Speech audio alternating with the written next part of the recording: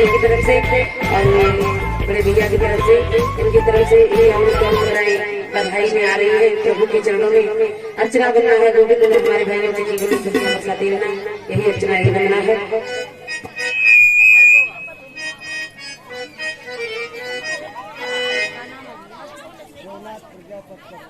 और इसी बीच में हमारे भैया शिवनाथ प्रजापति कपूर के निवासियों की तरफ से भगवान के जन्म उत्सव में क्या उनके ग्रह भेंट में आ रही है। प्रभु से अर्चना करना है, प्रभु के जीवन में खुशियां बरसाते रहना।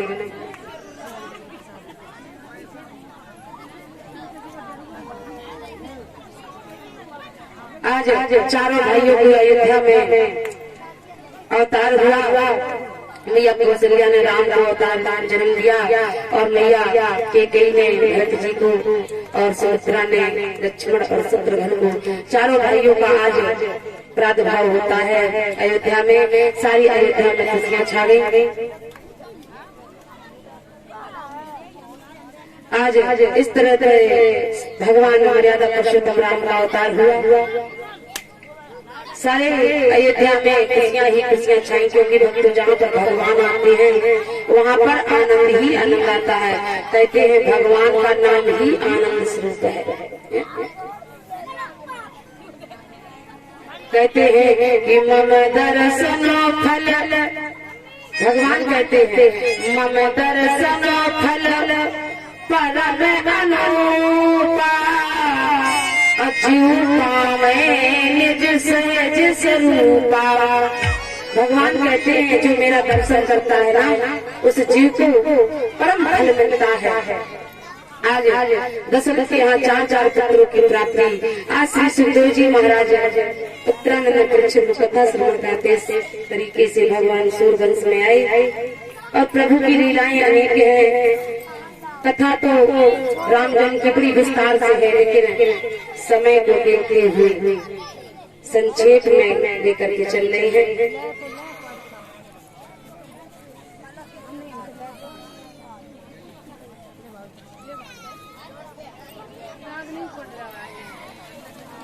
प्रेम से बोलो गोविंद भगवान की। श्री सुखदेव जी महाराज बताते उत्तराखंड इस तरह से भगवान मर्यादा पुरुषोत्तम राम का जन्म हुआ। अब श्री सुखदेव जी महाराज बताने लगे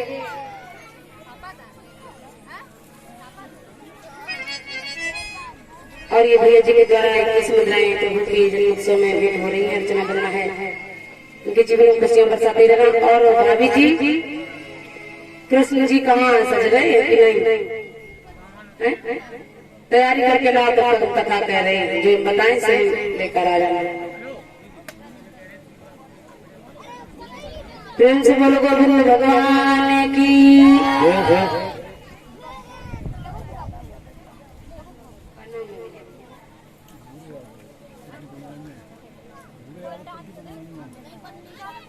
और इसी बीच में हमारे पुलिस मैंने भैया भूरे यादव तुर्की मणैया की तरफ से क्या मुद्राएं प्रभु के जन्म उत्सव में भेंट आ रही है। अर्चना करना है, प्रभु के जीवन में खुशियां बरसाते रहना, यही अर्चना ही वंदना है। प्रेम से बोलो गोविंद भगवान की, कन्हैया लाल की।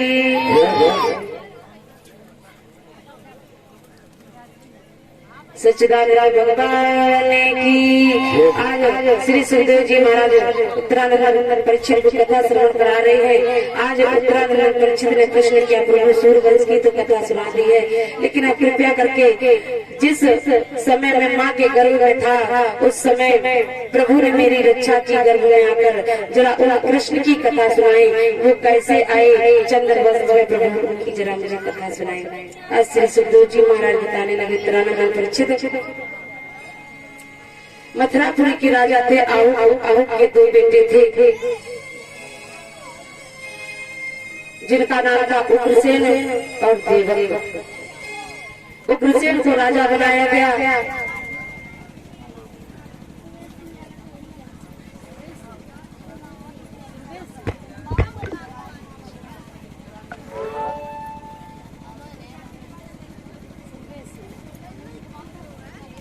और इसी बीच में हमारे परम सम्मानी भैया सुरवेश सिंह इसी चिन्होलिया के निवासी हैं। एक नाम तो है अच्छा सुरेश, अच्छा सॉरी, हमारे परम सम्मानित भैया सुरेश इनके तरफ से ये चुरुटिया के निवासी है 511 मुद्राएं प्रभु के चरणों में भेंट हो रही है। प्रभु से अर्चना करना है, हमारे भाई के जीवन में खुशियां बरसाते रहना और अपनी दया दृष्टि उनके ऊपर बनाए रखना। गोविंद यही अर्चना ही रखना है। प्रेम से बोलो गोविंद भगवान की। तो महाराज उग्रसेन को राजा बनाया गया। इनकी पत्नी का नाम था पवन रेखा। इनके कोई संतान नहीं थी महाराज उग्रसेन के। तो एक दिन पवन रेखा ने कहा, देखो स्वामी, आप तो कचहरी में बैठे रहते हो, मैं दिन भर घर में रहती हूँ, लोग नाना प्रकार के ताने मारते हैं, कोई संतान नहीं है, इसलिए आज मैं जंगल में भ्रमण करने के लिए जाऊंगी और संतों के दर्शन करने जाऊंगी। इधर आज उग्रसेन ने क्या किया, आदेश दे दिया अपनी पत्नी पवन रेखा को, जाओ जा करके तुम सहेलियों के साथ में जाओ, जंगल में बिहार करके आओ। आज पवन रेखा अपनी सहेलियों के साथ में जैसे ही जंगल में बिहार करने के लिए जाती है तो भगवान की ऐसी कृपा हुई, जैसे जंगल में पहुंची तो जोर जोर से आंधी आने लगा, तूफान आने लगा, बादल गरजने लगे और इतनी तेज से आंधी तूफान आने लगे कि आज भैया पवन रेखा उस जंगल में भयभीत हो।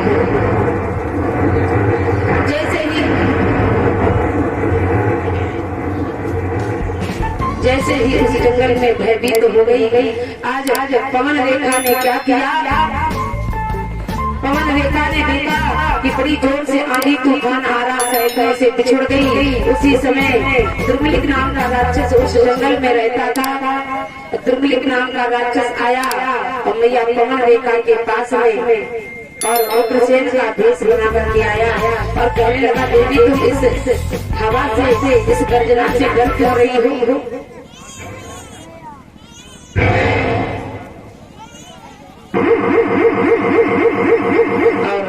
ये हमारे परम सम्मानित भैया सुरेश यादव चुरुलिया, इनकी तरफ से 511 मुद्राएं प्रभु के चरणों में भेंट हुई है। अर्चना करना है प्रभु, इनके जीवन की खुशियां बरसाते रहना, यही अर्चना ही बनना है। आज पवन रेखा सहेलियों से बिछुड़ गई। दुर्मिलिक नाम का राक्षस आया उग्रसेन के भेष में। आज भैया पवन रेखा के साथ इसने भक्त छल कर दिया और जैसे ही छल कर दिया, आज पवन रेखा कहने लगी, अरे नीच, मैं पतिव्रता स्त्री हूँ, तूने मेरा पितृ धर्म नष्ट कर दिया है, तूने अच्छा नहीं किया है, आज मैं तुझे श्राप दे दूंगी, तू भस्म हो जाएगा। दुर्मिलिक नाम का राक्षस हंसने लगा, अरे देवी तेरे पुत्र नहीं था, मैं तेरी गोद भर दी है। और सुन देवी, जो मेरा पुत्र होगा ना बड़ा बलशाली होगा, बड़ा योद्धा होगा। कैसा होगा कि मेरे समान योद्धा होगा, कि मेरे समान योद्धा होगा, उसे मार न कोई पाएगा।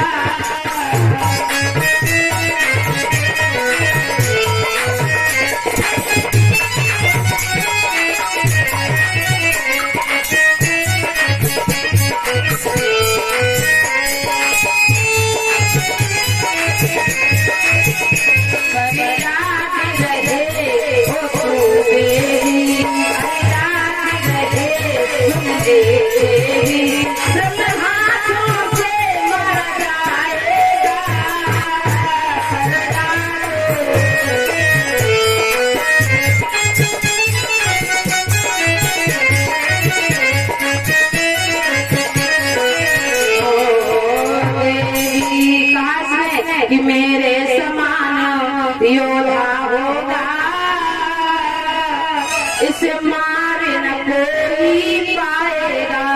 पर याद रख ले ओ देवी, वो पर ब्रह्म के हाथों मारा जाएगा। देवी जी मेरा पुत्र होगा, बड़ा बलशाली, बड़ा योद्धा होगा, याद रख वो ब्रह्म के हाथों मारा जाएगा, उसे कोई मार नहीं पाएगा। ऐसा कहकर के दुर्मिलिक नाम का राक्षस वहाँ से अंतर ध्यान हो गया। मैया पवन रेखा अपने राजमहल में जाती है। धीरे धीरे समय व्यतीत होता चला गया। तो क्या हुआ, रूपम यत ततो पाहुरभ्यगातम ब्रह्मा ज्योति निर्गुणं निर्विकारं संतमात्रं निर्विशेष निरीशं त्वं साक्षात् विष्णु विष्णुरनंतपाणि।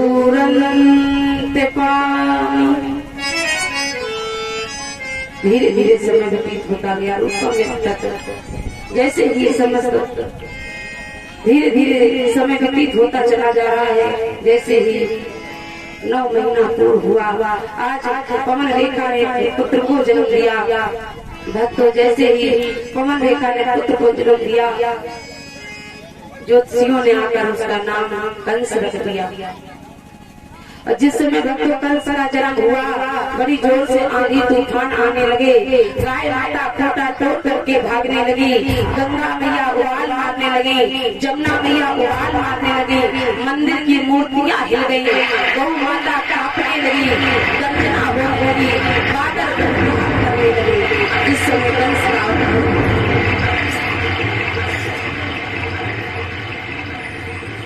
जिस समय कंस का आकार कहते हैं जब पुत्र पैदा होता है तब सगुण होते हैं, जब पुत्र पैदा होता है तब असगुण होते हैं। आज जैसे ही कंस का जन्म हुआ तो आज इतनी जोर से गर्जना होने लगी। धीरे धीरे जैसे ही कंस कुछ बड़ा हुआ तो छोटे छोटे बच्चों को किसी को मार डालता, किसी को काट देता है, किसी की जीभ काट देता है, किसी की आंख फोड़ देता है, किसी को जल में डुबा देता है, किसी को नदी में फेंक देता है, किसी को कुआं में डाल देता है। ऐसे अत्याचार चल रहा है। जैसे भक्त युवा अवस्था में हुआ तो इसने अपने जीवन में 18 अपने जैसे छट्टा जवान ढूंढ के रख ले और इतना अत्याचार करने लगा कि गोपियां दही बेचने जाती हैं तो उनको रास्ते में दही बेचने नहीं जाने देता है। उनके वस्त्र उतार लेता है, निर्वस्त्र होकर के पृथ्वी पर चलवाता है। इतना अत्याचार कर रहा है। और कहते हैं जब पृथ्वी पर अत्याचार ज्यादा बढ़ जाता है, इसलिए कंस ने इतने अत्याचार किए भक्तों कि इसके अत्याचार से मैया पृथ्वी दूषित हो गई और मैया पृथ्वी गाय का भेष बना करके ब्रह्मा जी के पास गई, रोने लगी, अपनी व्यथा सुनाने लगी। रोने लगी मैया, कहने लगी अगर ऐसा अत्याचार होता रहेगा ना तो मैं रसातल में चली जाऊंगी, मैं नहीं रहूंगी। आज जैसे ही मैया पृथ्वी रोने लगी है भक्तों ब्रह्मा जी के सामने, ब्रह्मा जी ने कहा पृथ्वी देवी तुम रो क्यों रही हो? आज मैया पृथ्वी ब्रह्मा जी से रोने लगी। ब्रह्मा जी ने कहा देवी मेरा भी यही हाल हो रहा है, चलो विष्णु जी के पास में। आज विष्णु जी के पास में जैसे ही लेकर के गए तो भगवान ने देखा, भगवान ने पृथ्वी देवी को धैर्य बनाया। पृथ्वी देवी तुम रो क्यों रही हो?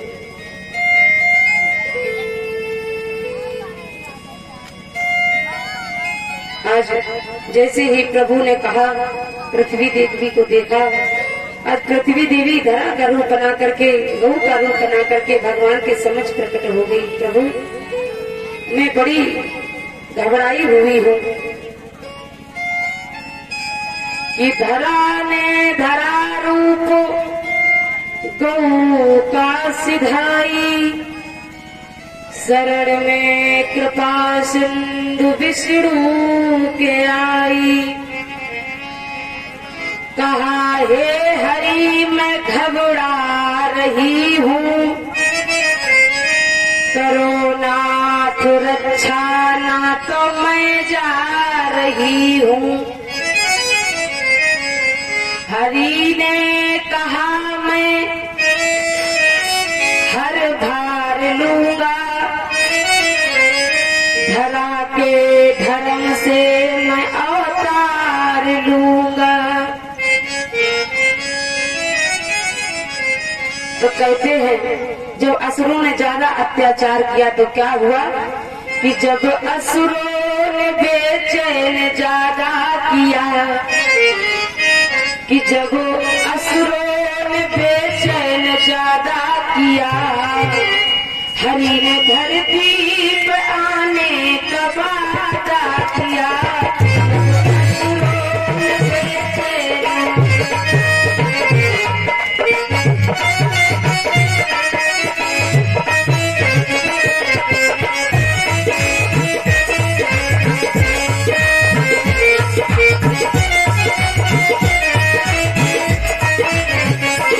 जब असुरों